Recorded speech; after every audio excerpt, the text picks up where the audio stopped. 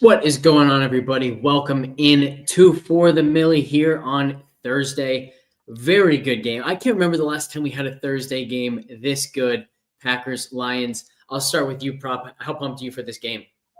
Yeah, I'm excited for the divisional get back for the Packers in Detroit. So we got the dome, nothing to worry about with the weather like we usually have to in Green Bay around this time of year. So I'm definitely excited for it. I think the Lions are happy to be in Detroit as well instead of being playing in Lambeau. TwoGun, we're going to start with some showdown analysis today because it sounds like you have to go in about half an hour. So we'll get through the showdown stuff, let you leave when you have to, and then Prop and I can handle all of the pick'em games, the underdog prize picks, and some props as well, just over on Sportsbook. So how pumped are you for this showdown? It's funny because it's such a good game, but it's so every showdown lineup you can make, it makes sense. Yeah, I don't like how it all makes sense. It's tricky that way. It's going to be like, how do I make it a lineup that I feel like has any sort of edge? Yeah, and I kind of I was looking at our captain data that it's in Caleb's article now.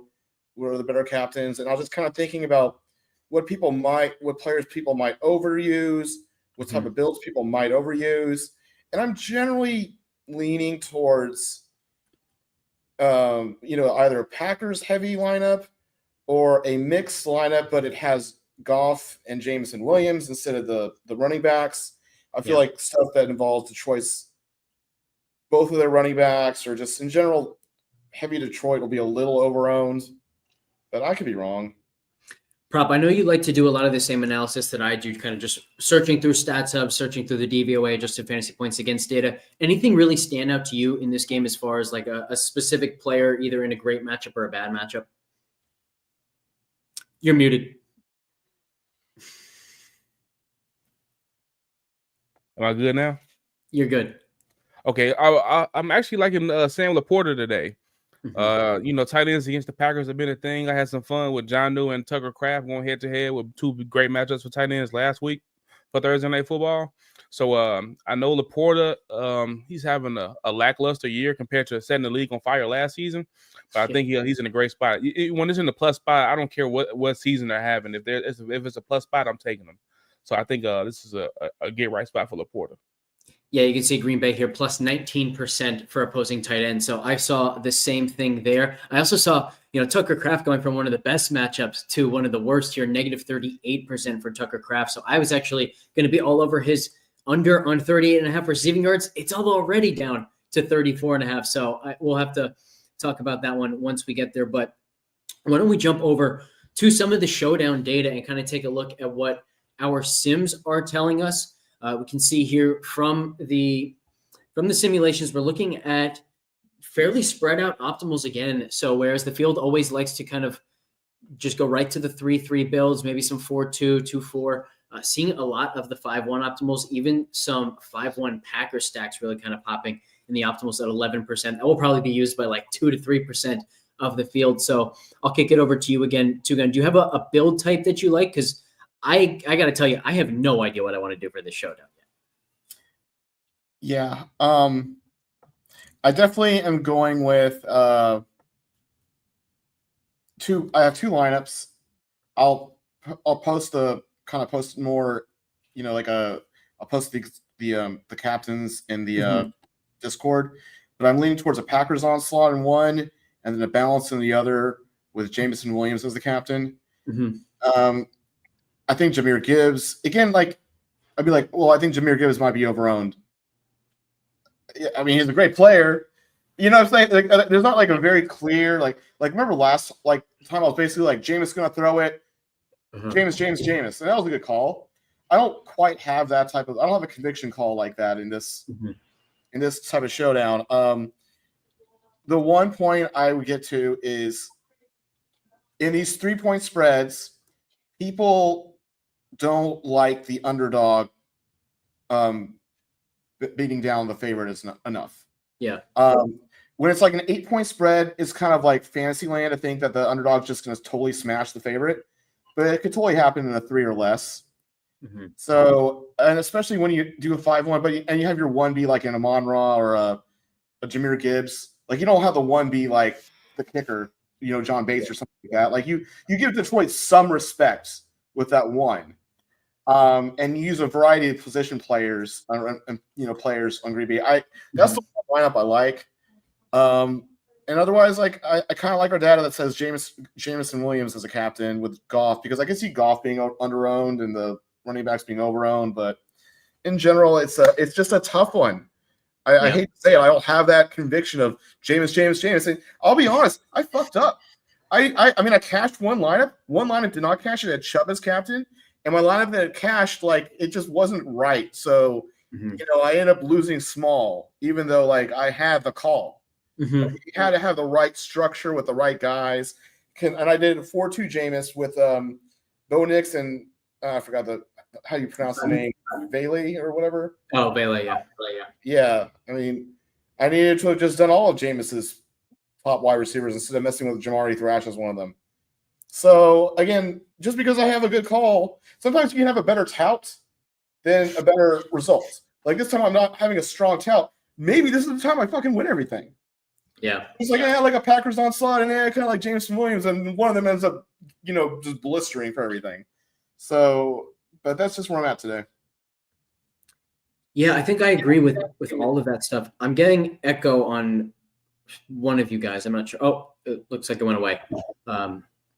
So yeah, I think I definitely agree with all that. When you look at the captain data, you see Josh Jacobs really separating. I like that you mentioned Jameson Williams there, TwoGun, because we've got him optimal 13% of the time, only projected for 6% captain ownership, which really kind of says, well, if you're going to either of those guys, you're kind of telling a clear story. Like it doesn't necessarily make a ton of sense to go Josh Jacobs captain and then force in Jameson Williams as a bring back option, because then you're kind of telling the story that, hey, Jameson Williams is kind of being the guy and you want him to have that big touchdown. And if he has that big touchdown, it's going to be that much harder for Jacobs to be captain. So make sure that you're telling stories as always. But I do like the fact that at least our sim data is pointing to some specific guys as the clear captain, whether it's Jacobs, whether it's Jameson Williams. It's nice to have those two clearly showing strong leverage, whereas everybody else is like slightly negative. So Montgomery, slightly negative. St. Brown actually looks like a terrible captain.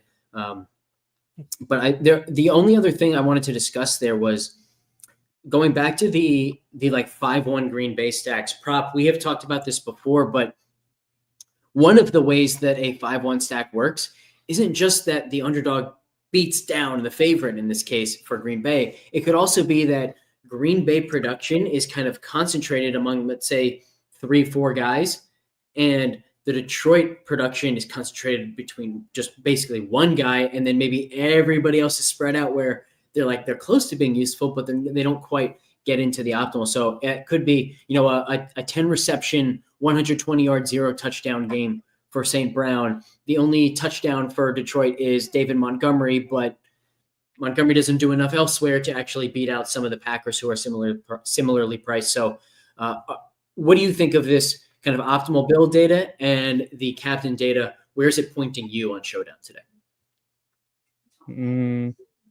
I'm not mad at. So I actually like more Packers players than I do Lions today. But this is saying more Lions than Packers, right?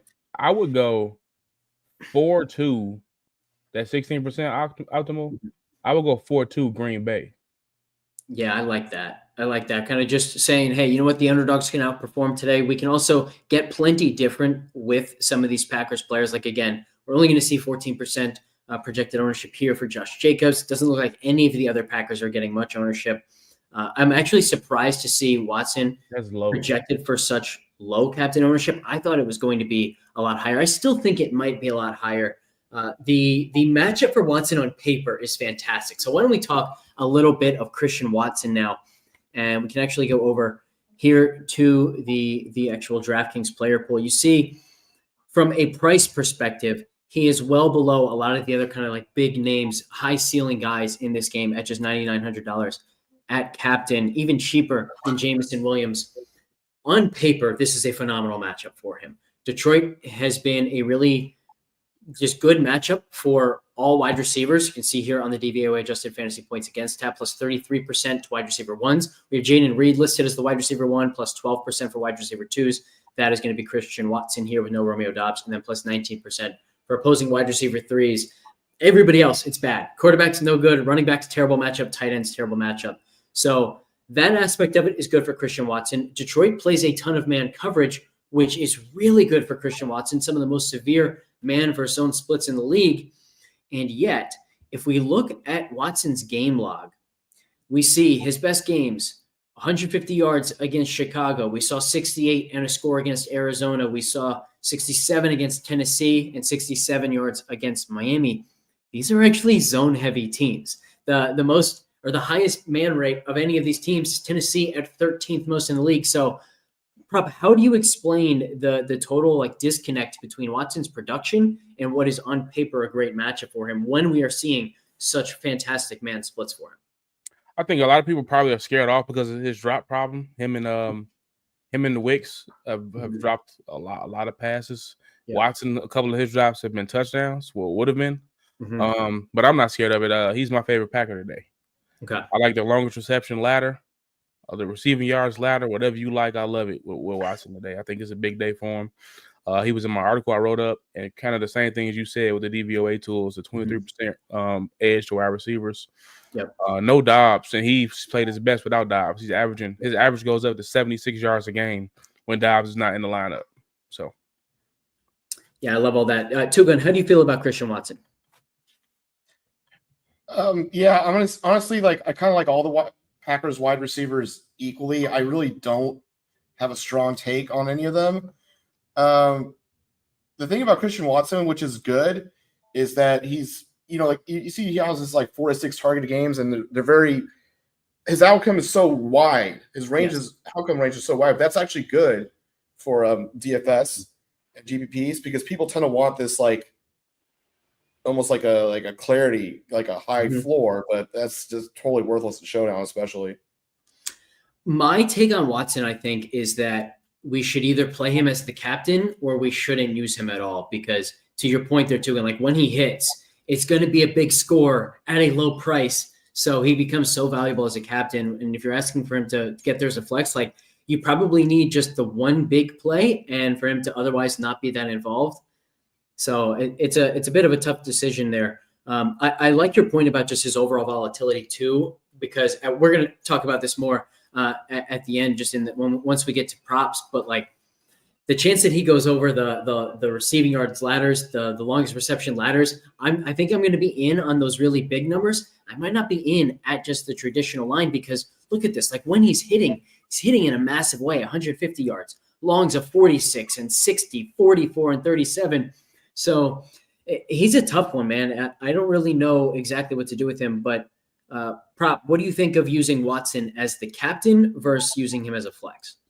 Yep, he can be the captain, the lieutenant, whatever you need him to be. I'm on board. Let's do this, and let's start by trying to build out what a Christian Watson captain lineup should look like. So we'll throw him in the captain spot. Jordan Love is obviously going to be next.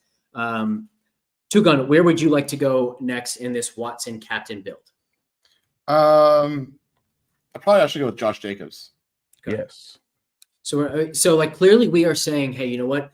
Jacobs has some success on the ground. This Packers offense moves the ball a lot. They have a lot of scoring opportunities. Jacobs will get there that way. But it's also, you get into that, maybe it's a game script where Detroit's playing a lot of man coverage, single high, trying to make something happen, and that's when Watson burns them deep. So I like this start now. Just under $7,000 remaining per player. Prop, do you have maybe somebody on the Detroit side that you like as a bring back to this Packers start? Let's see.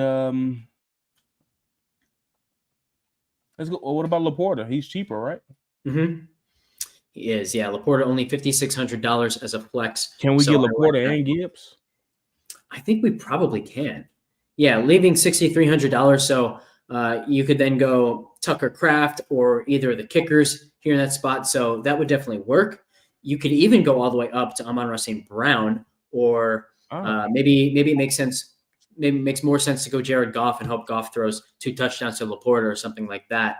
That would leave 5,700, so you could still get those exact same guys. So yeah, I like this. There are a lot of possibilities here to this Packers start. TwoGun, anything on this side that you're really liking after this Packers start?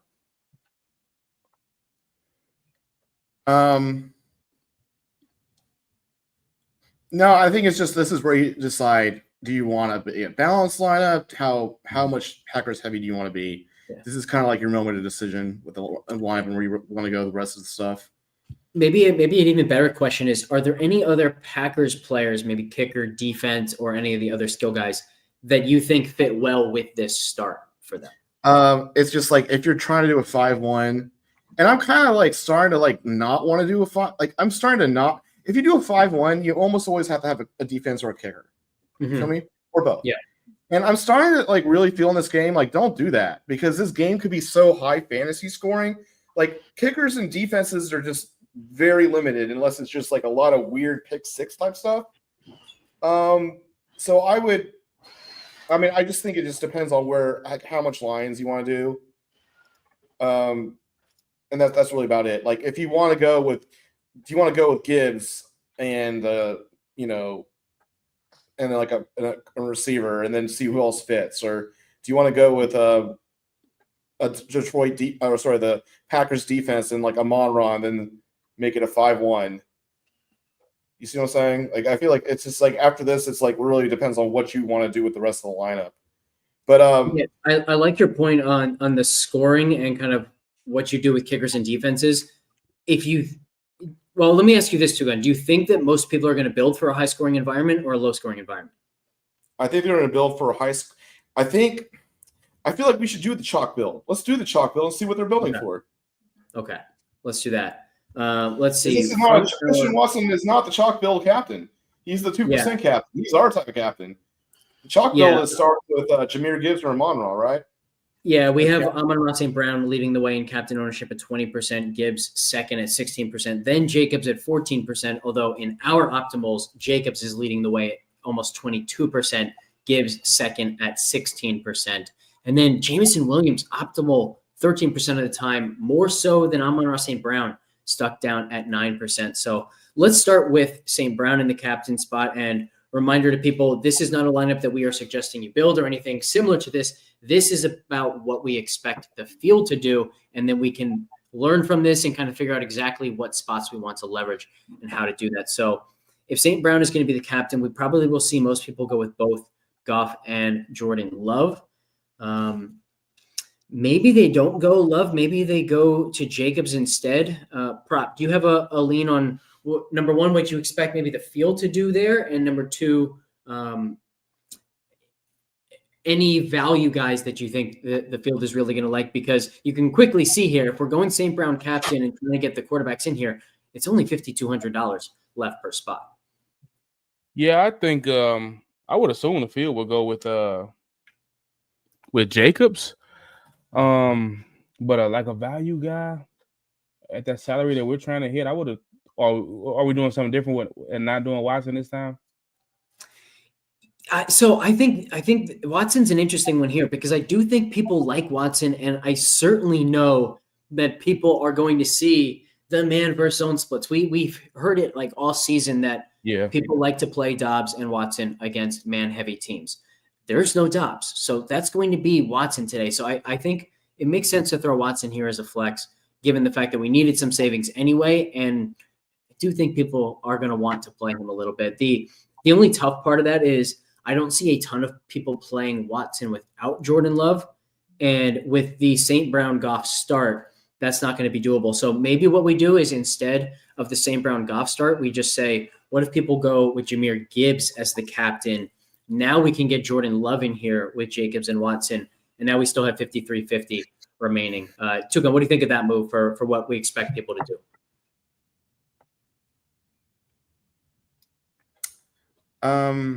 Gibbs. No, I put in Monron. No, I think this. We need to have a Monron and Gibbs in this lineup. Okay. Let's take out. You got to take out like Jordan. You're gonna take out Jordan Love. So if we get St. Brown in here, look at our projections. What are people looking at the flex? Because people are not using Jordan Love much and captain. People are not using quarterbacks that much in the lineups. Jordan Love is only 30% of total lineups, 27% flex, 2% captain.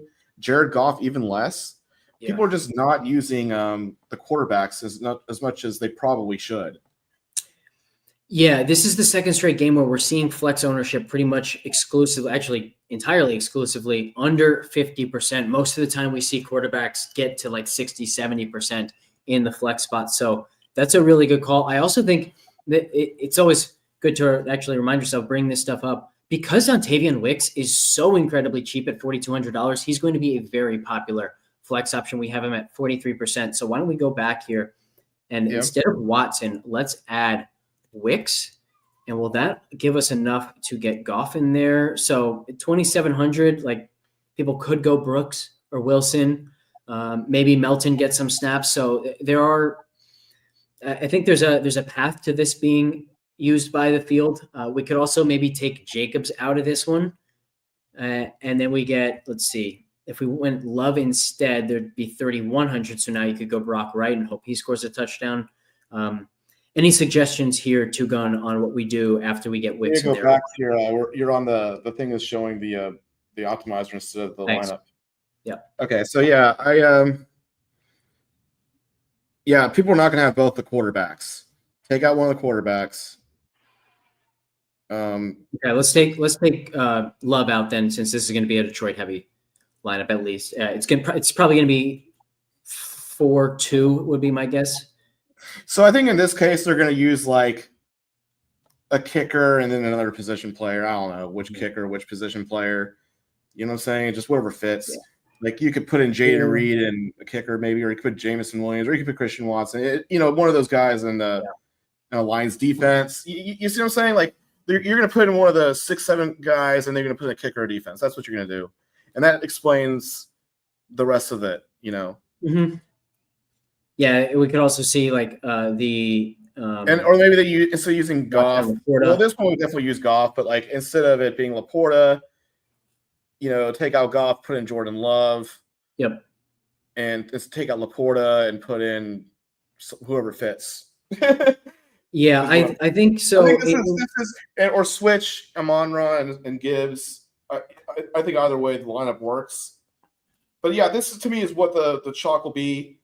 It's not going to be.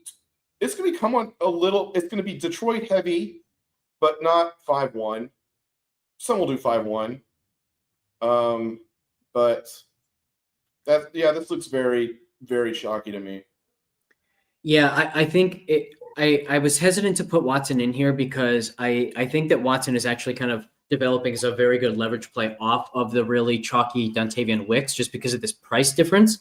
So I'm really drawn now to the Captain Watson lineup just because when he really hits in that big way, it's also potentially really causing this cheaper Wicks play to fail, which we always like to do. Let's see, other high ownership guys that could potentially fail. Because Jahmyr Gibbs is listed as our most popular projected flex play, David Montgomery also pretty valuable in my mind. We have him like not that far behind in ownership at 40% himself in the flex, but I did notice Green Bay is a very zone-heavy team. PropGod, I'm guessing you were looking at some of this as well. The Lions against zone coverage, believe it or not, it is David Montgomery who leads the way in yards per route run at 2.8. How much stock are you putting into that here tonight, Prop? I like it. I stayed away, like betting-wise, because it's so public. I'm surprised it's not trending on Twitter with people taking Montgomery's receiving yards, but I understand why. So I'm not mad at it. And he's been getting involved. I think he's over in like 5 straight games. So I'm not mad at the trend. I just didn't take it personally because it's so chalky now. It is chalky. He's got 3 receptions in 3 consecutive games, 4 of the last 5 and 5 of the last 7. Also has this very good matchup tonight. So I'm on the receptions, not the receiving yards, because we're getting 1.2x on that. But we'll get to the props. I think we also saw in that Week 9 game, now there was weather, but it was 17 carries for David Montgomery, just 11 for Jahmyr Gibbs. Ever since, it's kind of been a little bit more Gibbs heavy. And the fact that we're actually seeing Montgomery play such a big role in the receiving game has really added to his floor. So I think for me, it means that I have more interest in Montgomery than I've had most of the time in Showdown. Just just because of the leverage that he also provides. You get the touchdown upside too. Yeah, exactly. Whenever Montgomery scores, that's taking from the over 50% on Jahmyr Gibbs and that ceiling. We saw a week ago, Gibbs was like awesome from an actual football perspective.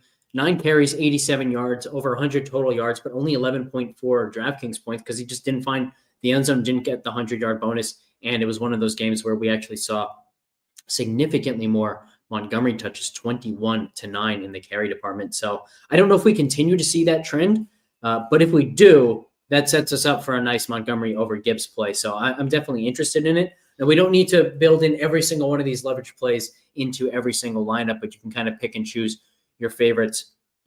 Any closing thoughts here on Showdown TwoGun before you have to jump off? No, but I changed my laps a little bit. I'm going to post my the amount of each team and the captain in this Discord like I always do for FTN subs in about an hour. So we'll see. Love it. All right, we will catch you later. Thank you for joining us. Y'all have fun with the props. Talk to y'all soon. And Prop, you and I can now in on all of the prop stuff. So why don't you take us to your favorite pick of the night? Christian Watson. I like the over receiving yards. Order the longest reception over. That's a collab I got on Twitter with my guy Sosa today. I saw that earlier. I knew you would be on it too because it's the matchup is just so damn good on paper. Up to 50.5 now and 24.5 for the longest reception. Do you have a favorite amongst these two? And we can also maybe look at some of the big multipliers here for some of these ladders. My favorite would be the longest reception. Okay.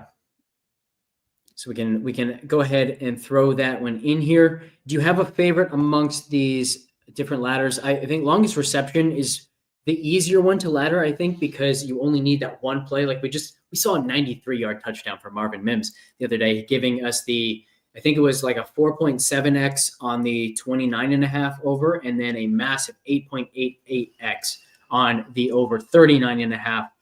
4.7 here at 49.5, 13.2 at 59.5. Any of these grabbing your attention? I would do the 29.5 because when he's gone over, excuse me, it's been 30 plus, 37, 44, 60, and 46. So why even play around with the 24.5, like you said a few minutes ago? Yep, I agree with that. I like the 29.5 at 1.3x a lot more than I like the 1x 24.5. And then I think I'm also interested enough in this 13.2x. We already saw a 60-yarder from him. We know Jordan Love can sling it down the field, and Watson has the type of speed that you need to really get these like massive numbers. Because most of the time when these happen, it's you created enough separation that the defensive back feels like he needs to lunge for the ball. He ends up on the ground.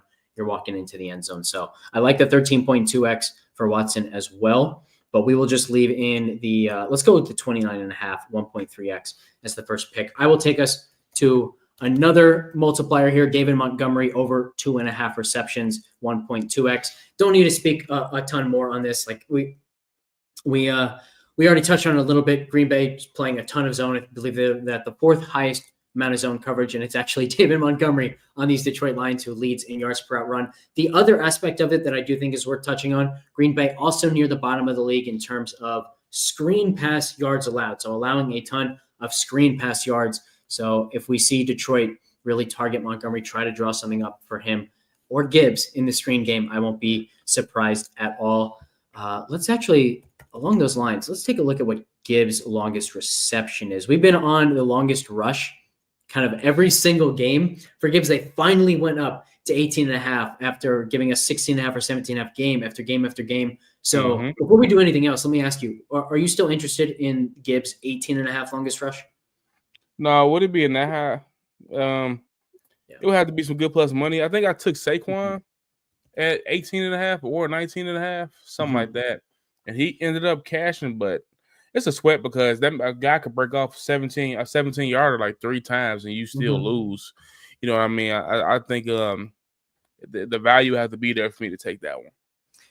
Yeah, it looks like Gibbs is over this 11.5 longest reception number quite often. And I just brought up that screen game. So any interest in the longest reception for Jahmyr Gibbs here at 11.5. He's been over 1, 2, 3, 4, 5, 6, 7 times, under 1, 2, 3, 4, 5 times. So 7 of 12, pretty good, and a good matchup as well. Yeah, now the longest reception I can get with Gibbs, because the Packers have been struggling with pass catching backs all season. We just seen A-Chain look like a wide receiver against them. So I think he had like 7 or 8 catches. So Gibbs is explosive. You get him the ball on the screen, and let him do his thing. So I think that the longest reception is more attainable. Do you think it's good enough to add this to the slip here, or do you want to kind of just leave that one in our back pocket if we need one at the end? I will leave that one for the end.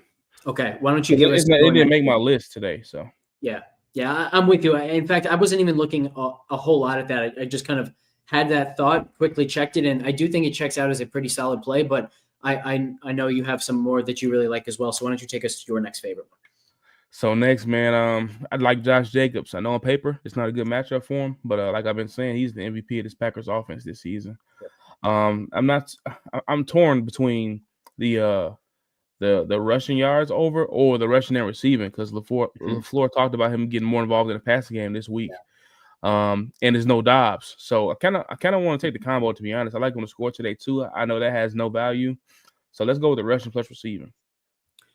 Yeah, I like that call. 94.5, I think, is the one that I prefer there as well. I was even interested earlier a little bit in that 15.5 receiving yards for him. Same idea, just like they want to get him more involved. But I think there's also, when you look at his game log and just kind of all the Packers games, you see a very clear trend of the more competitive the game, the better the opponent, the more involved he is. At San Francisco game, 26 for 106 and 3 scores. Against Chicago, another divisional matchup, 4 catches, 58 yards, had 4 for 74 last week against Miami.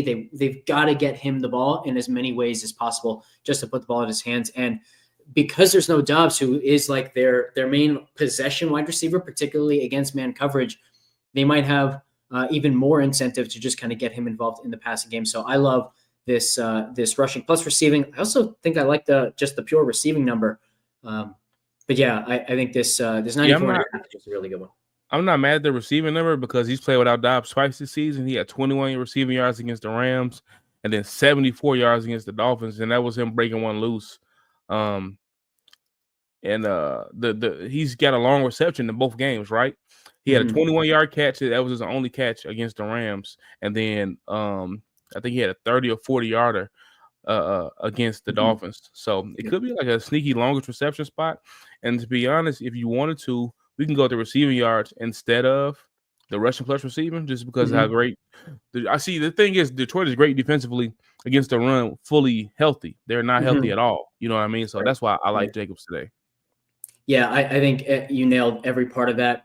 Let's see what that no ladder on the longest reception, but there is a ladder opportunity on the receiving yards. So we just mentioned like some big totals for him in the last couple of games. I wouldn't mind the 3.4x for over 39.5 receiving yards. You hope that he gets that in one play, but it also could be one of those games where he has 4, 5, 6 receptions and gets there that way. So I'm not mad at any of these. I also want to give a shout out to Rain, mentioning that Jacob's numbers have really gone up in the last few days. So whenever I see that, like I never want to be in at a bad number, right? So even though I still think that number is good, I also know there hasn't been as much movement in the receiving yards and certainly not as much movement in the ladder opportunities.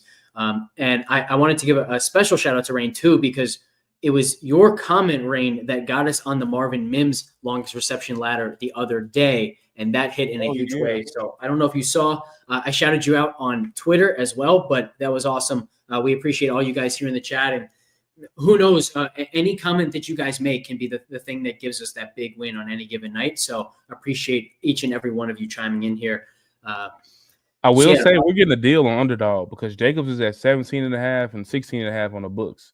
So you talked about catching, the good value with that number, and I think we're getting the best line at 15.5. Yeah, so let's do that. Let's go with the 15.5 receiving yards. It's basically the same thesis that the fact that Detroit is banged up front in the linebacking crew, it's just as relevant on these receiving yards for him. So maybe we catch them in a screen, and it's Jacobs who gets that big play in the screen game as well. So yeah, there's a lot to like here actually. This is why I love doing this show too, because I spent all day long only liking Montgomery. And now I'm convinced on this 29.5 longest reception for Watson. I'm convinced on the Jacobs receiving yards. I'm probably going to play the Gibbs longest reception as well. I'll tell you the next place that I want to look at is Tucker Kraft and an under on him. I loved the 38.5. He dropped to 34.5, now back to 35.5. I still like this though, because again, the DVOA adjusted fantasy points against data shows us what a phenomenally what a just huge difference there is in the matchup between the receivers and the tight end against this Detroit team, negative 38%. And looking through how Detroit plays, that heavy man coverage, that is not Tucker Kraft's game. So I like the under. It's definitely still a lean for me at 35.5. Is it a play for you at 35.5 prop? See, I was looking at Kraft today, right? And I think I took him for like 25 yards. And the only thing that concerns me with the under is I know it's not a good matchup for him, but they try to get him more involved without Dobbs, right? Because without Dobbs, he's been the best Packer. He's averaging 83 yards a game in that 2-game sample size this season. 88 against the Rams, but that is a good matchup for tight ends. And then it was a good matchup for tight ends against the Dolphins. Exactly. So we haven't seen him like this without Dobbs in a bad matchup. So I don't know what to expect. But I mean, I'm fine with trusting the data. If you love the spot, then I'm good with it. It's so close because the Dobbs point is so good, and it's a great point in both ways. It's great in the sense that we should absolutely be concerned that you take away like their primary possession receiver in Dobbs, and who fills that role? Christian Watson is a downfield explosive play threat. Jaden Reed, they get him involved in a lot of different ways, but he's another dynamic guy. He's not a possession wide receiver. Tucker Kraft can play more of that possession role. So I definitely don't want to go under on receptions for Tucker Kraft, but there's absolutely a path for Kraft going 4 catches or even 5 catches and only 30 yards. So I think I do still have a lean on the under receiving yards. The weird thing is like Tucker Kraft, his longest reception has been pretty long most games. So there was a time where I was even looking at his under for 17.5 longest reception. It's actually dropped to 16.5 now. But yeah, I'm not entirely sure what to do with him. So he's another guy that I would say lean, not strong play. Yeah, same boat. I'm just scared just because of the volume. When you get the volume, anything can happen. And he's a tough runner. He's a good yak guy, like you just said, with the longest reception. So, and especially with Detroit dealing with the injuries. So, because the data we're looking at is full season, the healthy Detroit, not what banged up. What do they have? 12 guys on injury reserve right now. So, it's pretty crazy, and that's what scares me off, because that same talent that was there, keeping tight ends in check, is not there, and I think we gotta respect that too. Yeah, I like that. So why don't we take Kraft out? We've got 3 we really like here. Are there any others that you feel strongly about tonight? So I like Jordan Love's passing yards, but I teased it down. I think our projections got him going under that, so we don't have to do that. It's a couple guys I like for touchdowns. We don't have Laporta on here. I do like him to score. And I also like his receiving yards over. I don't know what your thoughts on him was today. Let's start with Love. I think we're going to get a pretty steep penalty if we try to add this. Yeah, so we are way over the traditional payout here on a 3-pick play. Instead of 6x, we're getting 9.3x. So if we just added here, let's take a look. If we added the rushing yards uncorrelated, we get 15.6x.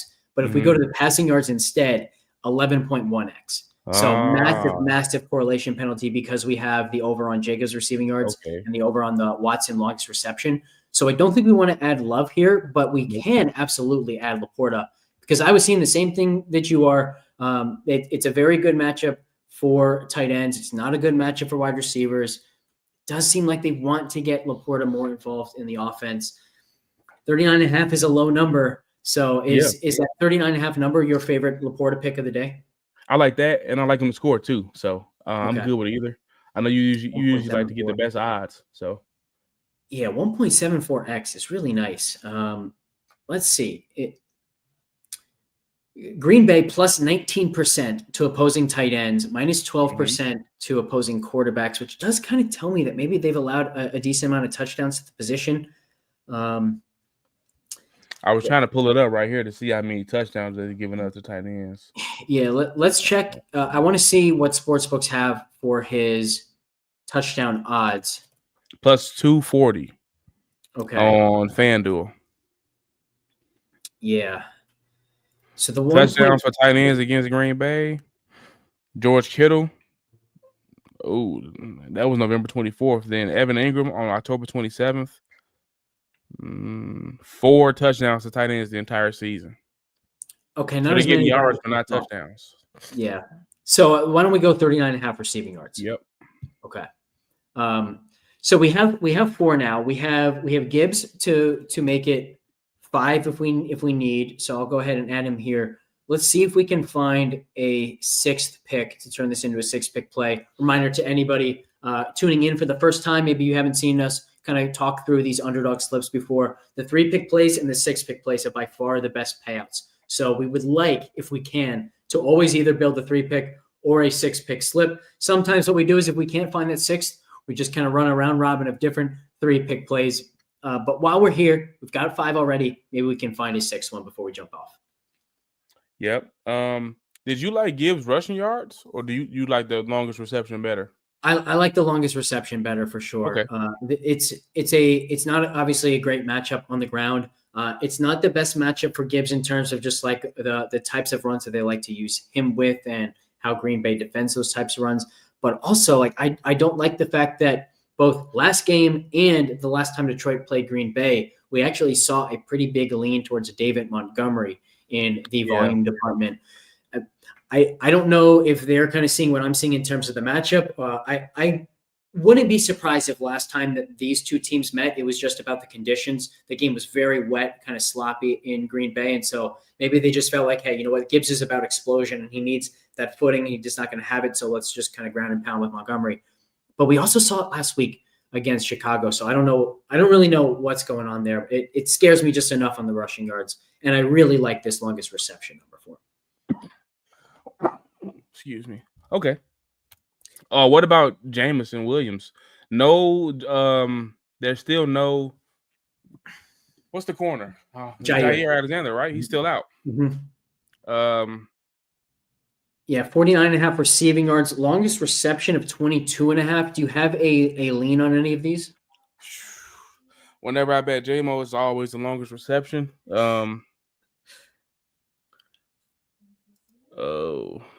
I kind of want to go back there, if anything.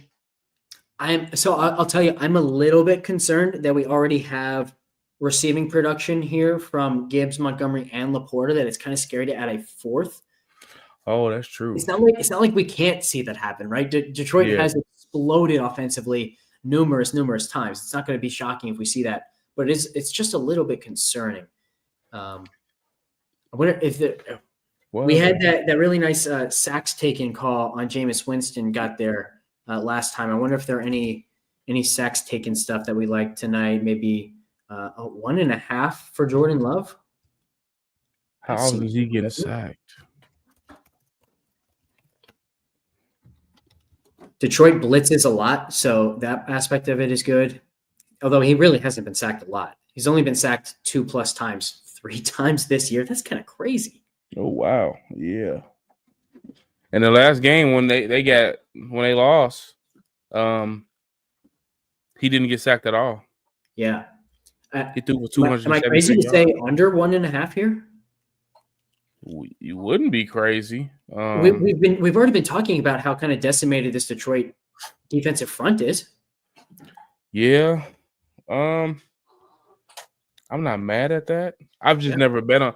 Only time I bet on the sacks taken from the QB was from you when when we gave it out. So it's not something that I really look at. I would just be trusting you at that point, which I'm fine with. I think I've only done it twice this year. I think I'm 2 for 2 on the sacks taken, but I'm 0 for 0 on sacks taken unders. So this would be a first. So we have now, I think, a 6-pick play and a 3-pick play that we feel really strong about. So the 6-pick play, let's run through this.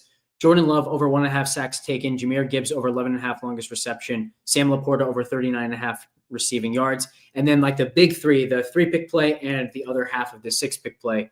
Josh Jacobs over 15.5 receiving yards. David Montgomery over 2.5 receptions. That's 1.2x. and Christian Watson over 29.5 longest reception. That is good for 1.3x. I feel pretty good about these now. Prop, what do you think? Yeah, I'm liking it. We're due for the sweep, so hopefully it's tonight. It is. Albert asking us, how about Dontavian Wicks over on receiving yards? I think I saw he was at like 39.5, 38.5. Do you have any strong takes here? If I was going to look at another receiver, it would be Reed, especially with him talking on the St. Brown's podcast saying he couldn't wait to come to Detroit. So if I was going to take anyone else, it would be something with Reed, personally. I like this. I would also say I'm interested in some of these ladders again for him. Now, Underdog has caught on a little bit where you see like even the 99.5 is now only 2.4x. When Reed hits, he tends to have those really, really big receiving games, over 100 yards 3 times this year, including that game against Detroit. We've also he's got some of the weirdest splits too, where among the league leaders in yards per run against zone, much worse this season against man. But last season, he was actually better against man than zone. So I don't really know what to think of that. He got off to such a bad start against man coverage this season and then went off that over the 100-yard performance against Detroit. Now, Detroit played less man in that first matchup. But again, that might have been more about the conditions and the game script. Detroit got up pretty big early on. So they really dialed back the blitzing, maybe played some more prevent defense type stuff. I'm looking into him right now, and it's like his longest reception. He's over in 4 out of 5 games on a road this season, averaging a 43-yard catch. Man, I don't know. The ladder for his longest reception is also interesting in that regard. And let's see how bad has Detroit been in terms of the explosive passing allowed. So let me bring up Stats Hub for you guys now. Let's go passing, air yards, defense. We've got like 10 minutes left here, so we can waste some time just nerding out on some of this data. So they haven't, man, they were like bottom 10 for a lot of the season. Now 529, 16th most. So they've been improved in the explosive pass department of late. But when do you allow a lot of explosive passes? When you can't get pressure on the quarterback. So the fact that their pass rush is bad, it definitely helps Watson in that regard. It definitely helps Jaden Reed in that regard. And it also very much helps the under 1.5 sacks taken for Jordan Love, which the more I think about it, the more I think that's a great play. They couldn't do a damn thing against Caleb Williams in the second half after those injuries. So, that is true. I mean, did you play DFS for that Thanksgiving slate? You said, did I? No. Yeah, because I had all of those Chicago guys faded, and I had the Detroit defense. So after the first half, I'm like, oh man, this couldn't possibly be a better start. All of these really chalky Bears have either 0 or 1 receptions. My defense is doing well, and then, God, that was a bad second half for my lineups. But if we see anything close to that, Jordan Love is going to have a lot of success tonight. Not going to be pressured a whole lot. It's going to be a big night for Jacobs, big night probably for Watson. So I really like what we have here. I don't think we need to tweak it at all. Will his passing TDs affect the slip too because it's a correlation for Jordan Love? That's a good question. Let's see.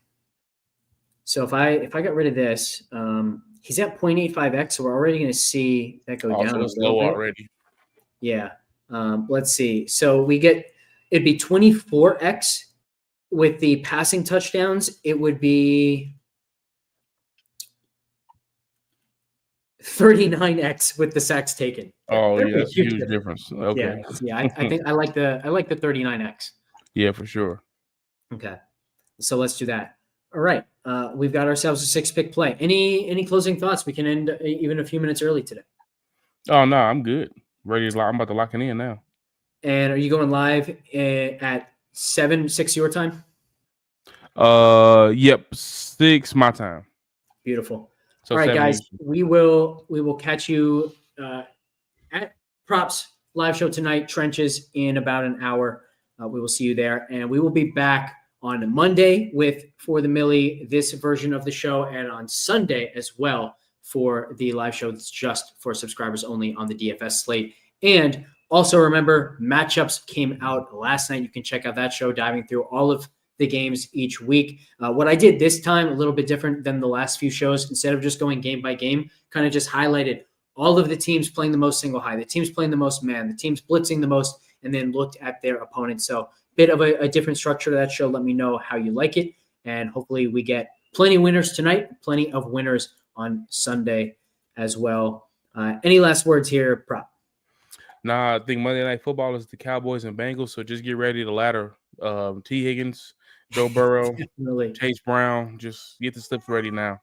Yeah, 100%. And for anyone who played best ball, that is also a really fun game to end the best ball sweat scene if you advance to the next round. I know my biggest team has a big giant Burrow stack, so hopefully that's a little bit sweaty on Monday night, but that's going to be a fun game regardless.